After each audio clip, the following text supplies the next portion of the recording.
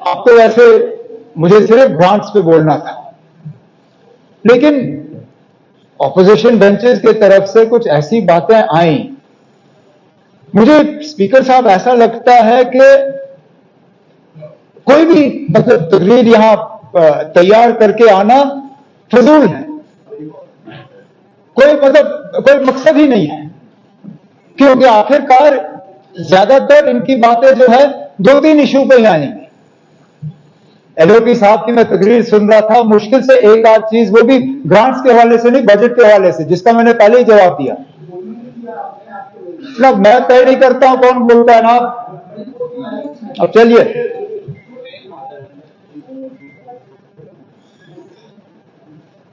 बराबरी की बात की, कहा कि 5 अगस्त को तूफान हुआ, बराबरी हुई है ना, वो बराबरी हम मांग रहे हैं। अगर आज आपको लगता है कि ये असेंबली बाकी रियासतों के असेंबली के बराबर है, तो ठीक है ना, हम खामोश रहेंगे, कुछ नहीं कहेंगे। लेकिन दिल पे हाथ रख के कहिए ना, क्या वाकई हम अपने पड़ोसी रियासतों के बराबर हैं? अरे ना, हम उस बराबरी के तक, उससे आगे तो चलिए, हम ले जाएंगे। फिलहाल तो हम बराबरी की बात कर रहे हैं, वो बराबरी है नहीं कहीं पे। फिर बात आती है कि हम लोग जो है महाराजा का अपमान करते हैं। जब आपके पास और कुछ रहता नहीं है कहने के लिए, फिर वही इल्जाम हमारे खिलाफ। ना कहां पे, किधर? आप हाउस में थे नहीं उस वक्त, शायद पठानिया साहब हैं, आप थे नहीं। आपके बोलने से पहले 50 ऑनरेबल मेंबरों ने तकरीर की, और एक भी तकरीर मैंने मिस नहीं की। आप मौजूद नहीं थे, मैं मौजूद था। पठानिया साहब ने लंबी तकरीर की महाराजा साहब के हवाले से। अब मैं कहां से जवाब शुरू करूं?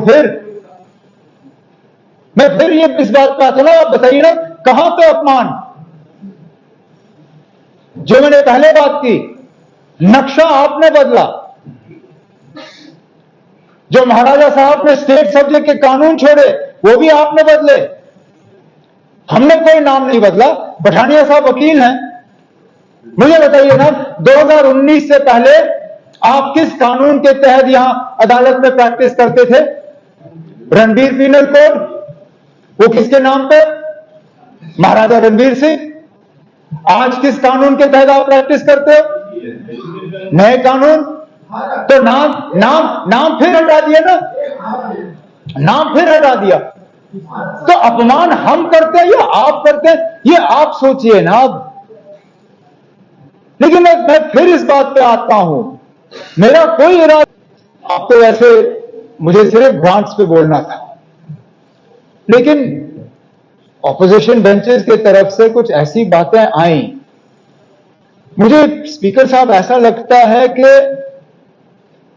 कोई भी मतलब तकरीर यहां तैयार करके आना फजूल है।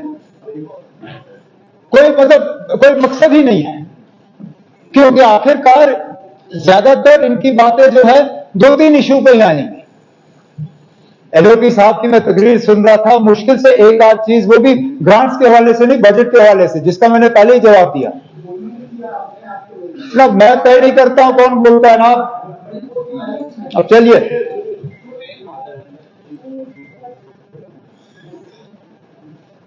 बराबरी की बात की, कहा कि 5 अगस्त को तूफान हुआ, बराबरी हुई है ना, वो बराबरी हम मांग रहे हैं।